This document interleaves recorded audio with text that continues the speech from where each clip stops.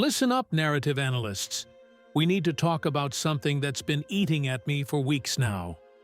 While you've been watching viral videos of completely fabricated Caitlin Clark return announcements, and yes, I'm talking about that Phoenix Mercury training facility fantasy that's been making rounds, I've been digging into the real story. The story that actually matters. The story about pressure, playoffs, and a timeline that's about to make or break everything. Because here's what nobody else is telling you. The Indiana Fever's 18-16 record without their superstar isn't just impressive. It's created a pressure cooker situation that's about to explode. And with ESPN quietly projecting August 26th as Clark's potential return date, we're looking at the most crucial 10 days in franchise history. But before we dive into the digital breadcrumbs I've been following, hit that subscribe button. Because while other channels are feeding you fiction, I'm bringing you the intelligence that matters. The kind of insider analysis that treats you like the sophisticated basketball minds you are. Now, let me paint you the real picture. 3 weeks ago, I started tracking something interesting in the WNBA ecosystem. Not the manufactured drama, not the clickbait speculation, but the actual pressure building around the Indiana Fever.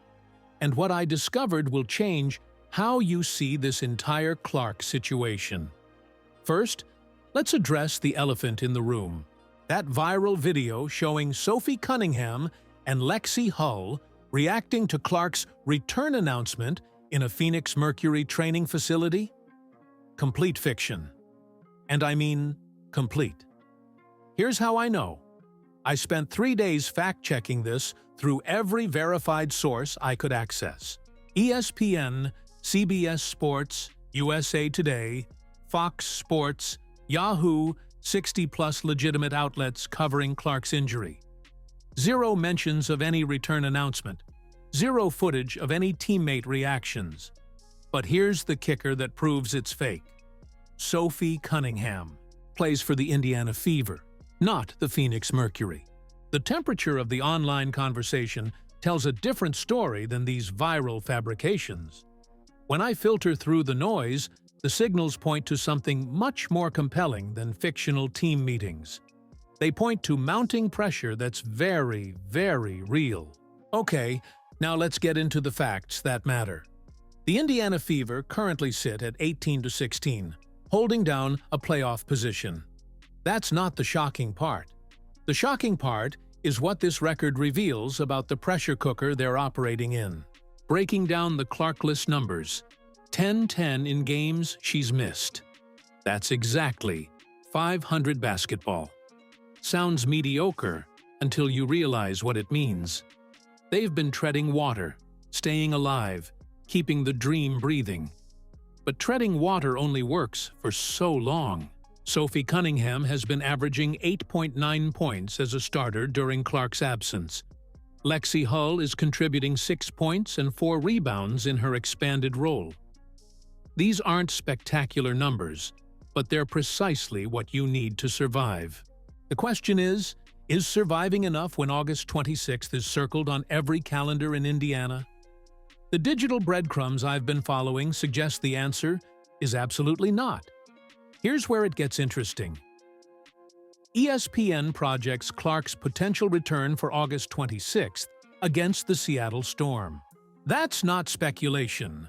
That's sourced reporting based on practice clearance timelines.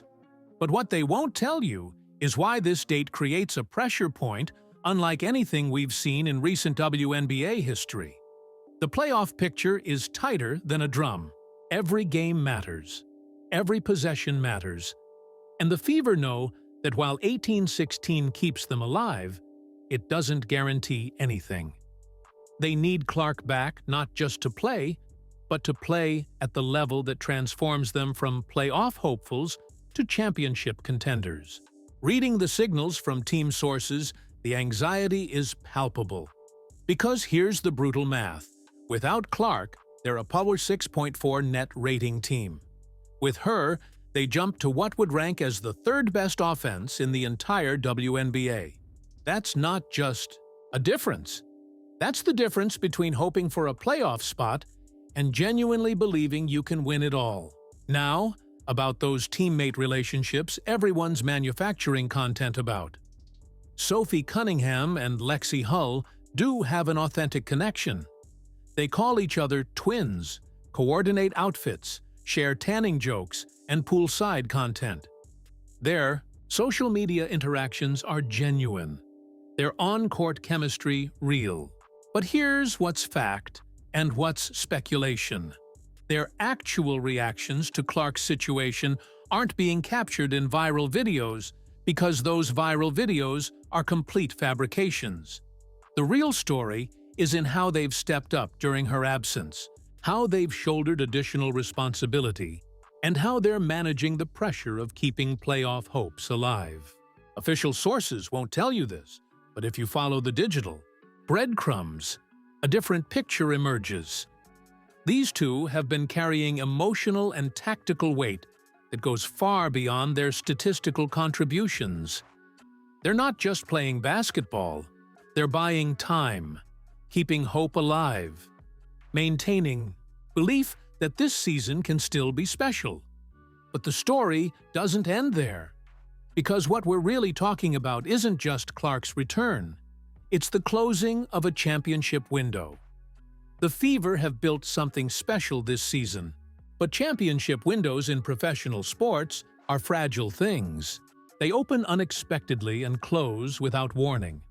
The pressure building around August 26th isn't just about one game, one player, or one timeline. It's about the recognition that this might be their shot. Not next year, not in some distant future, but right now. This season, this playoff run. I've been filtering through the online conversation about championship expectations, and here's what the signals suggest. The basketball world is watching. Not casually, not passively, but with the focused attention reserved for moments that could reshape narratives. Clark's return doesn't just impact the Fever's immediate playoff positioning, it determines whether this season becomes a story of what was or what could have been. So, what's fact and what's speculation about this August 26th timeline? Let's break it down. ESPN's projection is based on medical clearance protocols and practice participation requirements. That's fact. The idea that Clark will immediately return to MVP-level performance?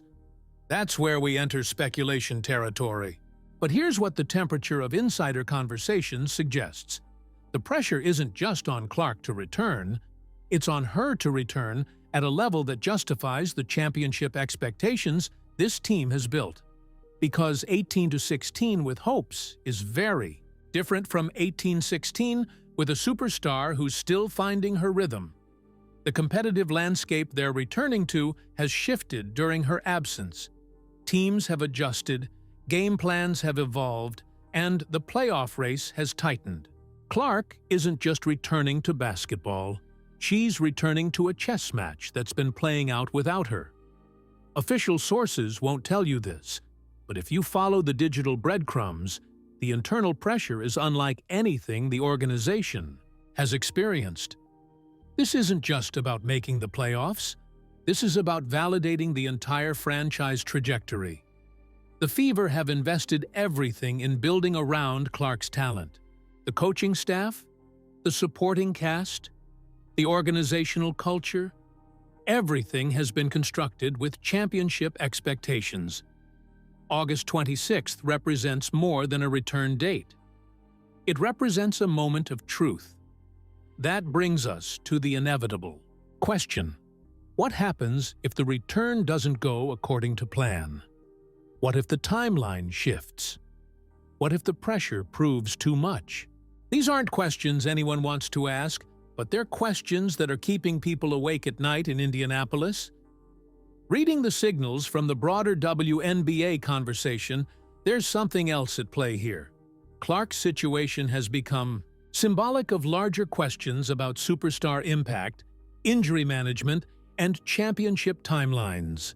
Her return isn't just about the Fever. It's about what the league looks like when its brightest stars are healthy and competing. The narrative temperature around her comeback has reached nuclear levels because everyone understands the implications. This isn't just another player returning from injury.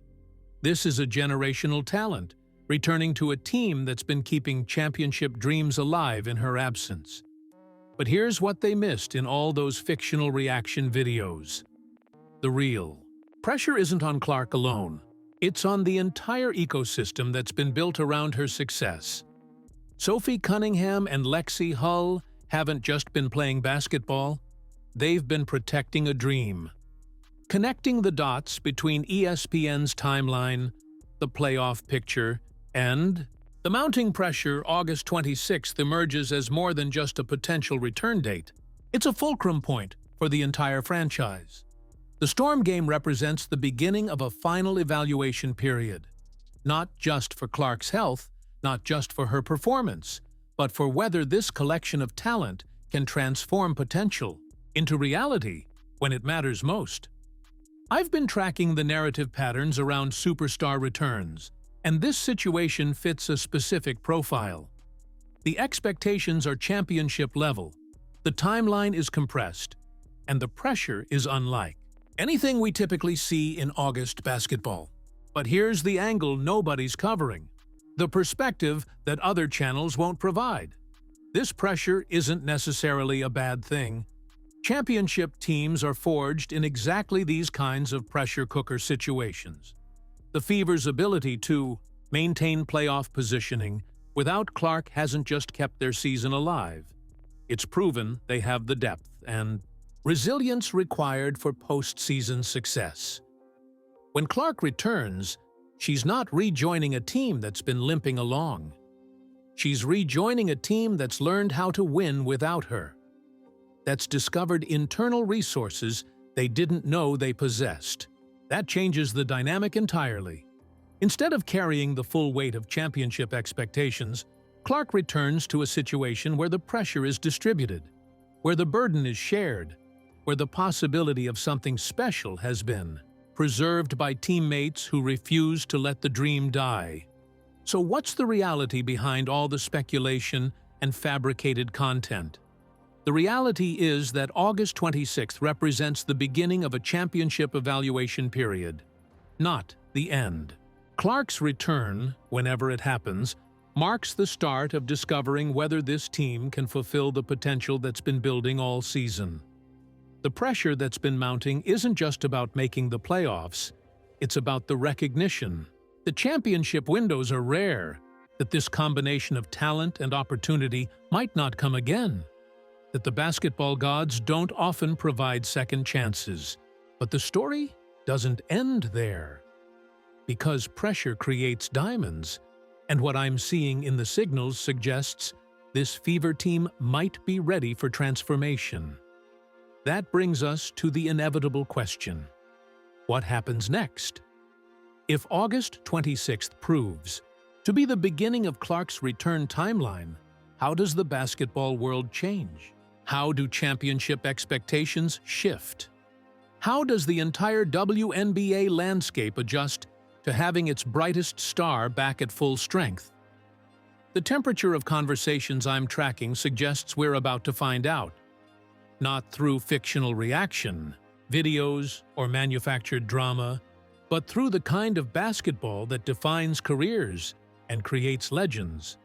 The pressure building around the Fever isn't just about this season, it's about establishing a championship culture that can sustain success. It's about proving that the investment in building around generational talent can produce the results that justify the expectations. And as someone who's spent weeks filtering through the noise to bring you the real intelligence, I can tell you this: what happens in the next 10 days will determine whether we're watching the beginning of something special or the end of what could have been. Here's what the other channels won't tell you, what the fictional content creators can't understand, and what the real intelligence reveals. The pressure around Caitlin Clark's return isn't just about basketball. It's about validating the belief that championship dreams can survive adversity, that supporting casts can preserve possibility, and that when the moment arrives, greatness recognizes its opportunity. The Fever's 18-16 record without Clark hasn't just kept their season alive. It's created the foundation for something extraordinary. August 26th doesn't mark the end of pressure. It marks the beginning of discovering what this team is truly capable of when everything comes together. The stakes couldn't be higher, the timeline couldn't be more compressed, and the opportunity couldn't be more clear. Championship windows don't stay open forever, but sometimes they stay open just long enough for the right group of players to walk through them. That's the real story behind the pressure, behind the timeline, and behind the mounting expectations. Not fictional team meetings or manufactured reactions, but the authentic pressure that comes when greatness has the chance to fulfill its promise.